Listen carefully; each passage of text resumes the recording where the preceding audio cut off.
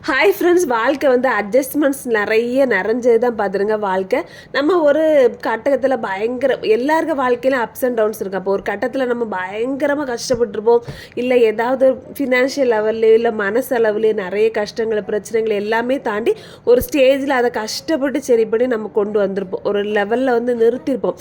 அப்புறம் நினைப்போம், சரி இனி பழைய வாழ்க்கை நமக்கு திரும்ப கிடைக்கூடாது, இருக்கிறத நம்ம தக்க வச்சு நல்லபடியாக கொண்டு போகணும் அப்படின்னு நினச்சி நல்லபடியாக கொண்டு போயிட்டு இருக்க முயற்சி பண்ணும். மனசுலேயே ஒரு அமைதி சந்தோஷம் அப்படி கொண்டு போய்ட்டு அங்கே தான் வருவாங்க சில விஷ கிருமிகள்.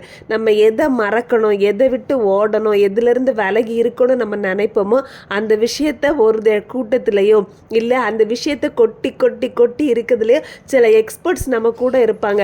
இதாண்டா சாக்கு, மிந்தியா அப்படியாங்கோ இப்படியாங்க கேட்டியா, மிந்தியாவை அப்படி தான் இருந்தா இப்படி தான் இருந்தான்னு சொல்லி நம்மளை நோகடிக்கிறதுக்கும் அந்த ஒரு செகண்ட் நம்ம அதை கேட்டோம் நம்ம மனசு வலிக்கும், கொஞ்சம் சேஞ்ச் வரும். அப்போ தான் அவங்களுக்கு ஒரு சந்தோஷம் வரும். பார்த்துடுங்க, எல்லாருமே எல்லா கஷ்டத்துலேருந்து ஓவர் கம் பண்ணி வந்துக்கிட முடியாது. எல்லாருக்குமே மனசுக்குள்ளே ஒரு ஏக்கங்கள் இருக்கும். தயவுசெய்து யாரையும் குத்தி கிளறாதீங்க, சரியா?